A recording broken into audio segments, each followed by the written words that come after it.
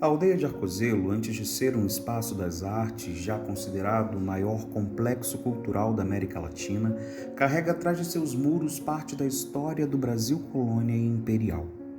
Vale do Café, Pátio do Alferes, região do Vale do Paraíba, no Rio de Janeiro, é onde está localizada uma das mais antigas fazendas do Vale do Paraíba, a Fazenda Arcozelo, que se confunde em alguns aspectos com a própria história da região, principalmente da cidade de Pátio do Alferes. A antiga Fazenda Freguesia, sua denominação original, foi fundada nas primeiras décadas do século XVIII, pelo alferes e mais tarde capitão Francisco Tavares. Construída às margens do Caminho Novo de Garcia Rodrigues, no local onde já existia um rancho de tropas, a Fazenda Freguesia continuou sendo parada obrigatória dos tropeiros, atendendo aos passantes com hospedagem e comércio de cereais. Em princípios do século XIX, a Fazenda Freguesia foi adquirida pelo capitão-mor Manuel Francisco Xavier e sua esposa, Dona Francisca Elisa Xavier, grandes beneméritos da vila de Pátio do Alferes, responsáveis inclusive pela edificação da nova matriz de Nossa Senhora da Conceição, iniciada em 1820. Em 1838, um fato ocorrido na Fazenda Freguesia marcaria para sempre a história desta fazenda e da escravidão no Vale do Paraíba. A Revolta de Manuel Congo, considerada a maior ocorrida em todo o Vale e a terceira maior insurreição de negros escravizados do país. Desde 2010, Manuel Congo e Mariana Crioula são considerados heróis da resistência pelo governo do estado do Rio de Janeiro. A aldeia de Arcozelo, para mim, ela começa lá atrás, antes da revolta do Manuel Congo. Depois ela teve uma outra situação, que ela foi uma fazenda produtora de leite, muito forte. Depois ela foi hotel. E nessa sequência ela acabou sendo um centro cultural, eu acho que de área construída, o maior da América Latina, que é a nossa querida aldeia de Arcozelo, do nosso querido Pascoal Carlos Magno. Mesmo quando eu não estou trabalhando, quando eu estou na hora de folga, eu costumo vir aqui. Eu costumo vir aqui passear, porque aqui tem a história da minha vida, do meu avô, né? Meu avô foi guarda-livros dessa fazenda, antes de ser aldeia. A fazenda teve várias fases, chegou uma fase que era a Fazenda Arcozelo. O que eu sei, contado pela família, eu não conhecia esse meu avô, que era o Jader Pato. Veio parar aqui em Pati um homem de sobrenome Rocha, que era da Bahia e apareceu, chegou em Pati tocando uma boiada. Eu acho que ele tinha comprado a fazenda e ele trouxe e transformou num grande retiro de leite. Era uma fazenda modelo. E o meu avô era o guarda-livros, e o terceiro toque do sino, não existia celular, não existia radinho, né, de comunicação, o toque do sino no terceiro, onde meu avô estivesse, ele se dirigia para a administração, para o escritório dele, porque era algum problema a ser resolvido. Então, aí eu estou contando o que me contaram. Existiam dezenas de vacas de alta linhagem produzindo leite. A Veracruz foi montada para produzir energia, para congelar as pedras de leite, e aqui dentro tinha um ramal da estrada de ferro, onde existia um trólei. Aí já tem a existência do meu pai. E meu pai dirigia o trólei até a estação de Arcozelo aqui atrás, tem um rio que passa aqui, que é o mesmo rio do Saco que passa em Pati, e do lado de lá, do lado da estação, tinha um colégio, que minha avó foi a primeira professora de formação vinda de Viçosa, a Dalgisa Nunes de Barro, casada com o Jader, com o vô Jader, e para esse ramal, ou nesse ramal, era colocado no vagão térmico essas barras de gelo, e na madrugada passava uma Maria Fumaça, engatava esse vagão térmico e levava para o Rio de Janeiro. Isso era, não sei se era uma vez por semana, se era 2 vezes, eu não sei, mas essa ligação da minha família é muito pegada. Lá atrás, onde tem a estação, ainda tem. Está em estado muito ruim, foi invadida, tem gente morando, descaracterizou a estação. Do lado tem a casinha que está em perfeito estado, que era a escola. Meu pai, quando estava com 17, 18 anos, foi para o Rio trabalhar. E se alistou no Exército. Estou falando em 42, 43, 1943, 44. Foi imediatamente retido para um treinamento acelerado para ir para a Segunda Guerra Mundial. E papai foi. Só que ele não conseguia falar com a vovó Ziza, que tinha sido convocado para a guerra. Quando a tropa, o batalhão dele, foi se deslocando para o norte, para o nordeste, para embarcar de navio para a Europa, para a África, ou seja, eles entraram num trem, na Leopoldina, o trem veio e o trem subiria, depois de Japeri, pela Barrinha, que é a linha principal. Essa linha daqui, que passa aqui atrás, ou passava, é uma linha auxiliar de Bitola Estreita. E não sei por que o trem não pôde ir para a Barrinha. Dali ia para Vassouras, Barra do Piraí, ia subindo para o norte. Eles foram recolocados num trem de Bitola Estreita e vieram subindo. Meu pai conhecia, né? Ele falou assim: pô, vou passar atrás da casa da mamãe.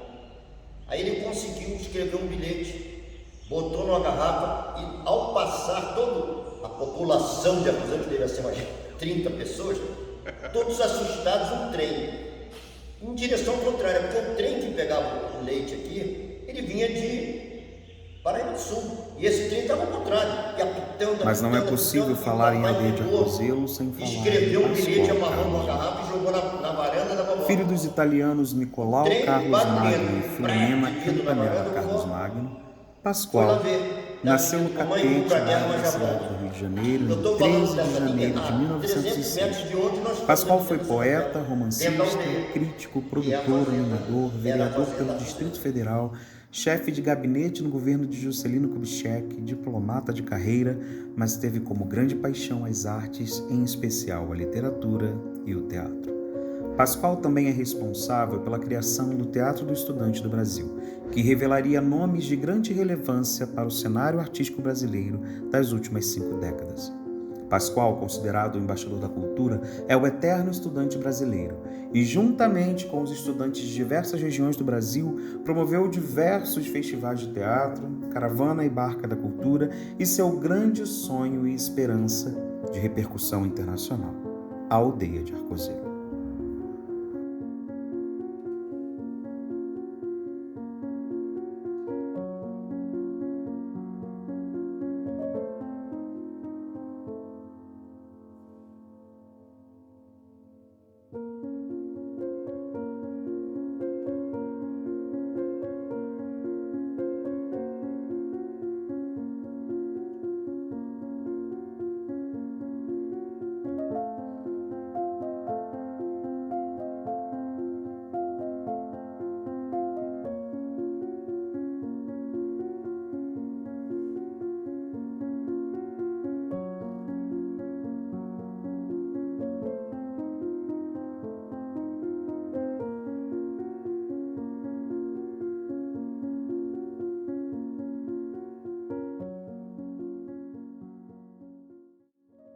Pascoal Carlos Magno tem que tirar o chapéu, né? Afinal de contas, o cara é o embaixador da cultura internacional, não é só do Rio nem do Brasil. Pascoal era uma figura muito interessante e eu tive bastante contato, porque a primeira usina de produção de energia elétrica daqui, a Vera Cruz Força e Luz, o gerente era meu pai. E tinha uma coisa interessante do Pascoal, que o Pascoal realmente é um cara ligado à arte, mas a administração do Centro Cultural como aldeia era muito complexo, né? Teve épocas aqui que tem muita gente, e era contínua a presença de pessoas, né? Se ensaiavam peças, tinha teatro, tinha sala de espelho, sala de dança, e o Pascoal às vezes esquecia de pagar a conta da luz, né? E era meu pai, gerente. Aí eu vinha aqui com meu pai: ô, seu Pascoal, o senhor está devendo, não sei o quê. Aí ele ia ficando nervoso, aí ele gritava assim: vou botar fogo nessa merda. Aí nisso se mobilizaram os amigos, os mecenas, né, as pessoas que já estavam ligadas à arte. Aí pagavam os meses e a luz continuava e o Pascoal continuava com a obra e um trabalho super bacana dele. É referência de cultura e uma pessoa muito brilhante, porque conseguiu ver lá no passado todo esse ambiente como deveria ser mantido até aqui. É uma pessoa incrível. Um grande sonhador e um entusiasta. nós não temos cuidado com o passado, né? Infelizmente é uma situação que o nosso país atravessa, né? O Pascoal, certamente, no setor cultural, é a pessoa mais importante, na minha opinião, aqui para o século, né? Esse século, né? Passado, porque ele criou isso tudo aqui praticamente do nada, a partir da vontade dele, né? Então, quem estuda um pouco a história dele, vê a relevância que essa pessoa teve e a injustiça que se faz com ele, na medida que a gente nós não reconhecemos o seu mérito, né? Eu acho que isso aos poucos vai mudar e ele vai ocupar o lugar que ele merece ocupar, né? E vim para cá no final do ano passado. E eu sempre tive vontade, eu conheço aqui a aldeia desde que ela foi uma das muitas reformas dela, né? No final da década de 80, e eu peguei um dos auges da aldeia, né? Logo que ela reabriu, participei de alguns eventos aqui, trabalhei no SEDOC durante muitos anos, na parte de preservação, coordenei a parte que mexeu com a documentação do Pascoal, que foi idealizador e criador aqui da aldeia. Eu acho que a aldeia sempre teve um papel muito grande e importante na cultura, não só do Rio de Janeiro, do município, mas do Brasil. É um espaço múltiplo, né?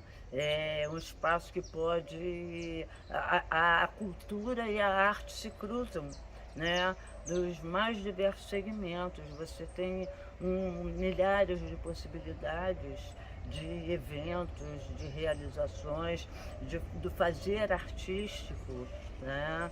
Não só aqui na região do município, no estado, como no Brasil e fora, né? Já tiveram eventos internacionais aqui e eu vejo como, assim, esse momento agora, uma retomada, né? A aldeia esteve fechada por alguns anos, eu acho que muito pela impossibilidade orçamentária de manutenção dos espaços culturais, que é muito complicado. Eu que trabalho há quase 40 anos na Funarte, né? É muito complicado se manter tantos espaços como a Funarte mantém. Um espaço como esse aqui, só a Funarte, só com o orçamento federal, ficou inviável. Eu acho que por isso a aldeia acabou fechando. O início de tudo, de teatro meu, foi na aldeia de Arrozelo, com 14 anos. Antes de atuar, eu dançava nos intervalos das peças. Com aqueles... a gente no teatro, no palco, com as telhas caindo em cima da gente, na hora do ensaio, que a gente estava ensaiando, de repente, tipo, no nosso lado. E os morcegos também, que quando os morcegos resolviam desfilar no palco, a gente tinha que sair correndo, saía um para cada lado. Então, a minha história é de muitos anos na aldeia de Arrozelo. Participei de muito festival também. Eu sempre usei a aldeia de Arrozelo como a segunda casa para ensaio, né? O Centro Cultural e a aldeia de Arrozelo para ensaiar as peças do meu grupo também, do Arte e do Etapa. E outra coisa também, eu participei de um projeto do governo federal que a gente dava oficina de teatro, que era o PET, né, tirar a criança do trabalho. E eu usei muito o espaço também da aldeia, que a escola fica perto da aldeia. Então, na hora das oficinas, eu levava as crianças para lá. Nós íamos a pé até a aldeia e era muito bacana. Nascida em 1935, tendo passado a parte da minha infância e muitas coisas boas que aqui dentro aconteceram. E que a família participava, sempre foi o orgulho da cidade, esta fazenda, que tem uma história muito longa e muito bonita. Uma surpresa muito grande a gente encontrar aqui a aldeia na situação que estava, né, quando nós começamos a nossa administração, né, e sobretudo pelo que a aldeia significa, e também pelo potencial que a aldeia tem, né, para o município, né? É um centro cultural provavelmente dos mais importantes do Brasil, né? E nós temos cuidado para que a gente possa revitalizar isso e devolver a Pati nessa joia, né? Isso aqui realmente é uma joia cultural, né? Em 1984, o Grupo Etapa, a partir de 1983, o Grupo Etapa administrou o Teatro Renato Viana, num convênio firmado com a Fundação João Pinheiro Filho. Quando eu digo administrou o teatro, é porque nós tomamos conta daqueles recursos que nós tínhamos, os recursos com a bilheteria das nossas peças.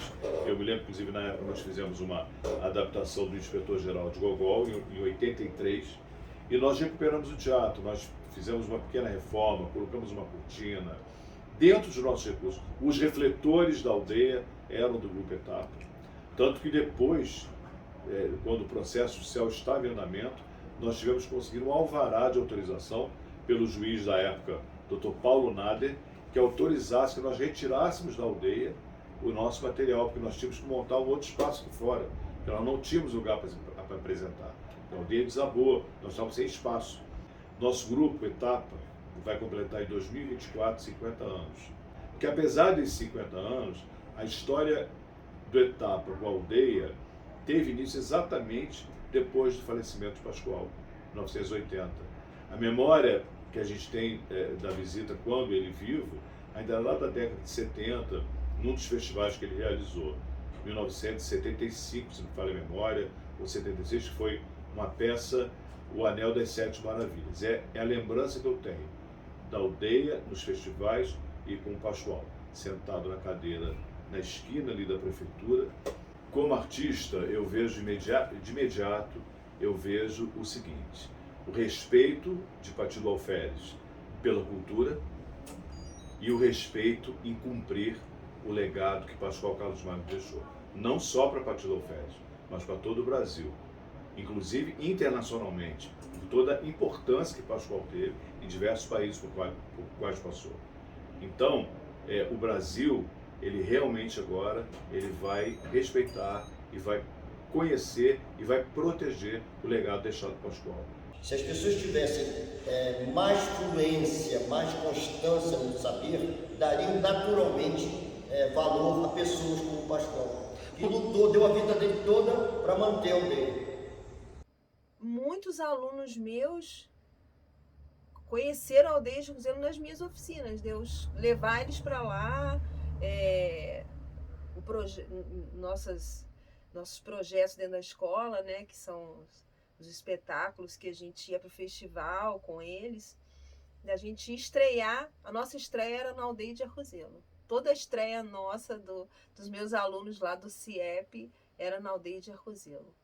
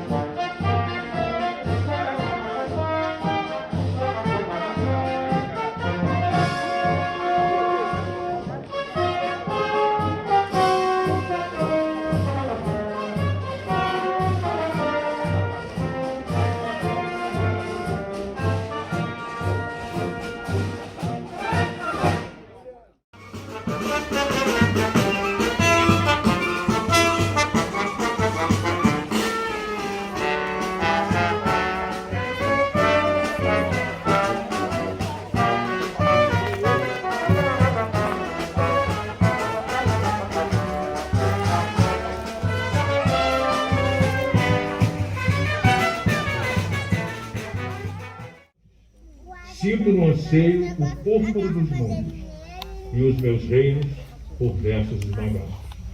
Pascoal Carlos Magno, que nesse momento, com certeza, está vendo um outro cenário diferente desse do seu poema. Arcozelo, a aldeia de Arcozelo é uma joia, é uma verdadeira joia que precisa ser redescoberta e que precisa ser de novo aberta e acessada à população local, do estado, do país.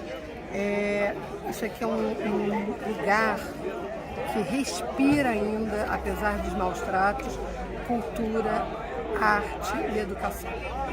Então, a aldeia de Arcozelo precisa ser reocupada com cultura, arte e educação, de forma que a gente possa usufruir desse espaço e a gente possa também render uma homenagem a Orlando Miranda e a Pascoal Carlos Magno. E se vir aqui hoje, ouvir tudo que eu ouvi, tudo que eu vi, me sinto muito feliz. Estou muito recompensada, porque a tristeza era muito grande de assistir que tudo estava caindo sem nada acontecer. Mas agora, com essa gestão que está vindo, eu creio e peço a Deus que me dê saúde para voltar na inauguração de tudo, não só da capela. E a admiração pela aldeia é muito grande. Eu já fiz teatro amador aqui, foram 2 peças, uma foi a peça do inspetor Geraldo Gogol, a outra é de Médico e de Louco, Todos Nós Temos um Pouco. E esse cenário aqui, a gente utilizava ali o teatro de arena, era onde a gente ensaiava todos os domingos, e na parte aqui da parte do teatro era onde a gente interpretava a peça. Isso tudo foi maravilhoso. Eu tenho o mesmo tempo de vida que a aldeia do Pascoal Carlos Magno, de 65 para cá, 1965.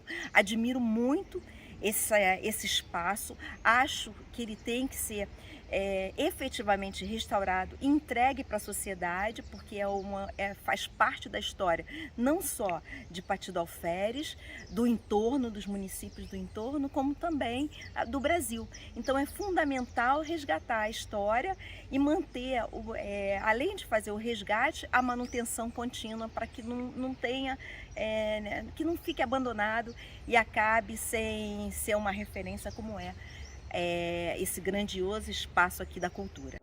A aldeia para mim é um lugar de muita paz, de uma energia muito boa, de muita arte, de muita cultura. Eu sou totalmente apaixonada por esse espaço e esse momento hoje é de grande importância exatamente porque é uma esperança de que o sonho de Pascoal não terminou e nós vamos conseguir revitalizar, reabrir ao público, ter eventos, que era o sonho maior de Pascoal, essa aldeia cheia de vida, cheia de arte e cultura. A importância dessa reabertura gradual da aldeia de Arcozelo, Pati tem uma história, uma cultura e uma história importantíssima na região Vale do Café, no desenvolvimento das artes, não só do estado do Rio, mas do Brasil. Então a gente está retomando isso, está retomando a formação de profissionais de cultura, produtores de cultura, de amantes, amadores da cultura. Vai ser uma coisa importantíssima. Outra, tá trabalhando também o turismo como desenvolvimento econômico na nossa cidade, da nossa região, nessa fazenda da importância histórica, principalmente do ciclo do café. Aqui morou Manuel Congo, Mariana Crioula, Fazenda Freguesia. Então, enfim, a gente fica muito animado, de estar conseguindo aí, passo a passo, vencer batalhas para estar voltando por completo à aldeia de Arcozelo.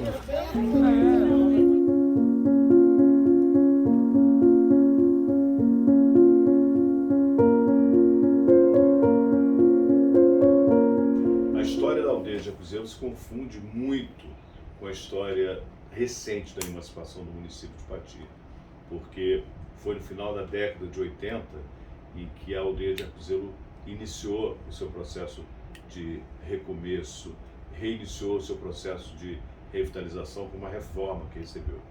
Então, Durante muitos anos, durante várias décadas, a aldeia de Jacuzelo conseguiu se reerguer das cinzas, porque o Pascoal, já logo depois da inauguração, em 1965, ele já enfrentava dificuldades no início do ano 70. Então, com intervenções através do governo federal, do MEC, na época, ele iniciou a parceria para poder manter todo aquele sonho em que ele idealizou, de transformar a aldeia num local de descanso, de repouso para os artistas. Tanto que ele sempre defendia que a aldeia de Jacuzelo é o local de todas as artes de todos. Vindo bem para cá, bem próximo agora, o grande problema da aldeia, e sempre se esbarrava na questão de sua reforma, sua reestruturação, era o fato da sua titularidade, disputada no processo judicial que iniciou exatamente quando, em 1984, houve um total desabamento, um descaso, enfim, não havia mais condições.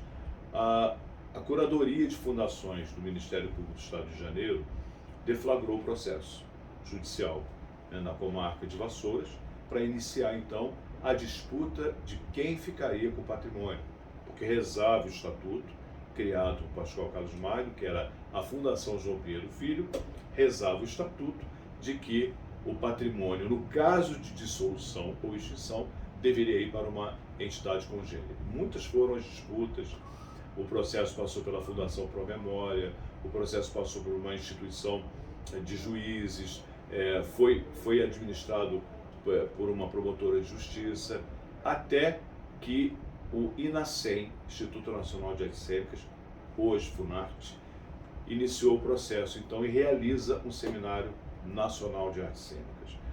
Toma a aldeia de Jacuzelo, toma o patrimônio, realiza lá com artistas inclusive de grande projeção, Stepan Essesian, Lélia Abramo, Ian Michalski, o grande crítico do Jornal do Brasil, e tantos outros, Wanda Lacerda, todos na aldeia de Jacuzelo.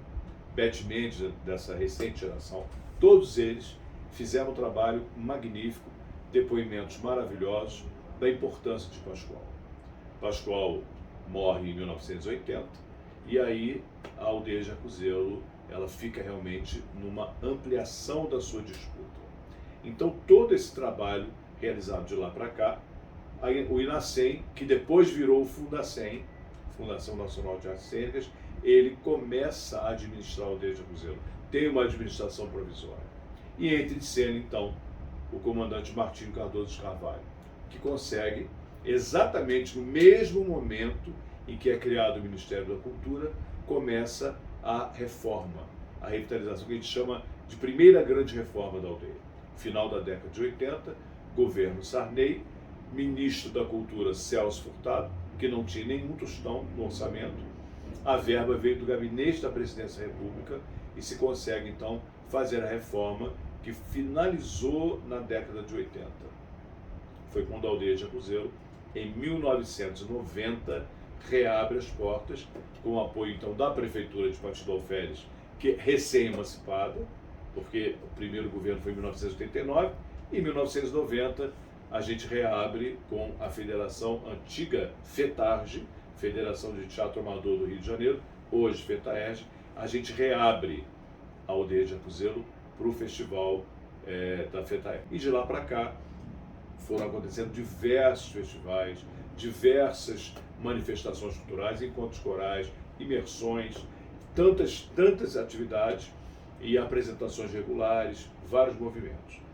Até que o juízo da comarca de Vassouras determina que o patrimônio, então, venha para a FUNARTE, integre o patrimônio da FUNARTE, ou seja, a FUNARTE recebe a titularidade da aldeia de Jacuzelo. Nesse momento, recebemos a visita do então ministro Francisco Belfort, na aldeia de Jacuzelo, e ele recebe oficialmente mandado de posse e titularidade da aldeia. E aí começou outra peregrinação. O ministro Francisco Belfort recebe, só que começa uma peregrinação da FUNARTE para registrar esse mandado. Onde registrar? Vassouras, Patife do Alferes, Rio de Janeiro. Aí nós chegamos ao registro da rural e colonização. que era a antiga imobiliária, grande incorporadora à época, porque a Casa Grande da Fazenda era um hotel em que hospedavam os compradores das terras à volta. Tudo era uma fazenda só. E foi doada pela família de João Pinheiro Filho para o Pascoal fazer então o seu centro de repouso para os artistas. E começou a peregrinação, auxílio do município, para a gente buscar o registro, porque era preciso pegar o mandado, uma coisa bem simples, e registrar a margem do cartório. Não se encontrava o registro. E busca dali, e busca daqui, enfim, não conseguimos. Não conseguimos hipótese alguma. Ainda conseguimos fazer uma reforma, com uma verba adquirida pela Prefeitura através de emenda orçamentária, que nós recuperamos todo o sistema de abastecimento de água, e dali para cá a gente não conseguiu resolver. Até que então, agora, né, na Prefeitura de Partido Alferes, por determinação do prefeito, Juninho Bernardes, conseguimos, através do programa REUB, Regularização Fundiária, promover o registro da titularização. Aqui começou o grande voo da Fênix, o grande voo da Aldeia de Jacuzelo, a sua titularidade para a Funarte, e com isso os caminhos foram todos abertos. Então nós conseguimos entregar à Funarte a titularização do imóvel de propriedade e com isso as portas se abriram. Então nós conseguimos, né, através de um termo de cooperação técnica, que foi a questão mais importante, foi o primeiro documento assinado. Após a titularidade, então a Funarte recebeu a sua posse, né, plena, a posse plena.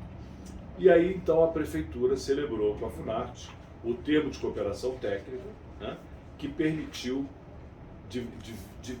diversas ações em prol da Aldeia de Jacuzelo. Então, em 14 de março de 2022, iniciou o grande voo da Fênix. E vejam que velocidade. E por isso a gente acredita tanto, a gente tem tanta esperança de que a Aldeia de Jacuzelo vai voltar ao que era. A Aldeia de Jacuzelo vai voltar a um centro de arte, um centro de estudos, a um centro que possibilite. Claro que com um pensamento muito moderno, um pensamento de vanguarda, um pensamento de parcerias públicas, parcerias privadas, porque chegou-se realmente à conclusão de que a Aldeia de Jacuzelo é gigante. Então, não cabe só a iniciativa dos artistas, do poder público local, do poder público federal, é preciso que haja também a participação da iniciativa privada. Logo depois, assinamos o termo de permissão de uso. Há uma diferença. A cooperação técnica, nós podemos agir, mas não podemos realizar. E aí nós fomos, então, e fizemos o termo de permissão de uso. Realizamos, assinamos o termo de permissão de uso, cujo contrato já foi assinado na semana passada, agora mesmo, em meados de dezembro de 2022, e o contrato foi assinado já com a empreiteira, que será responsável pelo início da construção, que começa exatamente no início de janeiro. Toda a recuperação daquela ala onde ficavam os albergues, a ala da sala de música e os silos. Ali nós vamos transformar e estaremos durante 20 anos administrando o complexo educacional e cultural. Essa escola, que vai ter o nome de Margarete Cecília Teixeira Henriques, em homenagem a Margarete, nossa grande professora, atriz, fundadora também do Grupo Etapa de teatro, e que nos deixou em função da Covid-19, e com muita saudade a gente presta essa homenagem. Essa escola, ela, além de ter toda a estrutura para abrigar o ensino de 1º ao 5º ano, ela terá também salas reversíveis e de contraturno para poder abrigar uma sala de arte, laboratório de robótica, e todo o espaço ele é aproveitado para, no contraturno, nos períodos sazonais, abrigar grandes eventos. Então a sala de aula se transforma em auditório, a sala de aula se transforma em dormitório, os banheiros foram projetados para abrigar grande número de pessoas, assim como o refeitório, possibilitando, no momento imediato, assim que ficar pronta, poder já abrigar grandes eventos, até que se espere que toda outra parte possa ser recuperada. Então, a escola foi determinada pelo prefeito para ser pensada desta forma, e que não funcionasse só como escola, funcionasse no contraturno, também com a possibilidade de ter os cursos de extensão. Então, Então nós vamos levar para lá as aulas de música, as aulas de dança, aulas de artes cênicas, todo tipo de atividade cultural que possa ser abrigado. Isso é um projeto educacional. Juntamente com a Funarte, em condomínio, vai administrar aquela ala de estacionamento, onde se pretende ali recuperar o Parque Monteiro Lobato, que era exatamente ali que ficava localizado. Então ali naquela área, em condomínio com a Funarte, estabelecido no nosso termo, vai ser feita essa questão. Uma grande varanda será feita na escola, permitindo o acesso para o outro lado que ninguém nunca utilizou, que também já foi recuperado, está sendo todo limpo, capinado, preparado. Foi encontrada uma fonte de água, inclusive, ali. Então, todas essas questões vão ser adaptadas para poder receber o grande projeto complexo, educacional e cultural da aldeia de Arcozeiro. Da nossa parte, nós recuperamos a capela, recuperamos o coreto e estamos recuperando a suíte do Pascoal e pretendemos fazer um pequeno museu. Nós temos algumas obras no Rio de Janeiro ainda dele, né? Estamos restaurando para poder fazer isso, né? Bom, com relação ao casarão, que é uma questão mais complexa, está fora do nosso alcance por causa dos valores, né? A Funarte não vai ter dinheiro para recuperar essas obras são no mínimo uns 5 milhões, né? Nós estamos preparando para fazer a transferência à iniciativa privada, desde que haja produção cultural, porque tudo é focado na produção cultural, né? E nesse sentido a Prefeitura tem sido uma boa parceira, né? E nós esperamos concluir a restauração do complexo. Demora um pouco, né? Que tem muitas obras, as coisas ficaram muito degradadas, né? Mas estamos muito otimistas que em pouco tempo esse complexo aqui, com todo o seu significado cultural, vai estar recuperado e devolvido para a população. Estamos muito satisfeitos, né? Porque não basta trabalhar, né? Tem que ter um pouquinho de sorte, né? E acho que nós tivemos e as coisas estão muito bem encaminhadas. Eu acho que agora, com essa parceria com a Prefeitura, né, vai ter como, acho que todo mundo vai ter fôlego para retomar. Imediatamente, assim, essas novas parcerias que a Funarte está fazendo com o município, né, a cessão de uma parte da aldeia onde já funcionou no passado a escola, né, vai voltar, e essa escola ela vai ter, por lei, toda atividade dentro da aldeia, seja educacional, como voltar a ser uma escola municipal, tem que ter atividade cultural artística, né?